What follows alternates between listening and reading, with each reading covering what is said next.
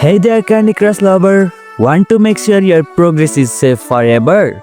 Even if you switch phones or accidentally delete the app, then it's time to link your game to your King account. In this video, I am going to show you how to link Candy Crush Saga to King account. So without any delay, let's start the video. First thing first, open up the Candy Crush app on your mobile device. Once you are in the main screen, look for the little gear icon, usually in the top right corner. That's where the candy magic happen. Now tap my account. If you are not already logged in, you will see option to connect with Facebook or King account. Tap on King account. Got a King account? Just enter your email and password and boom, you are connected. If not, tap register, pop in your email and create a password. It only takes a second. Once you are in, your progress is saved to the cloud. And you can play on any device anytime, no more starting over from level 1.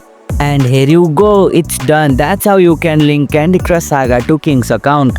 If you liked our video, press the thumbs up and share button. If you have any question, comment down below and don't forget to subscribe the channel for more tutorials.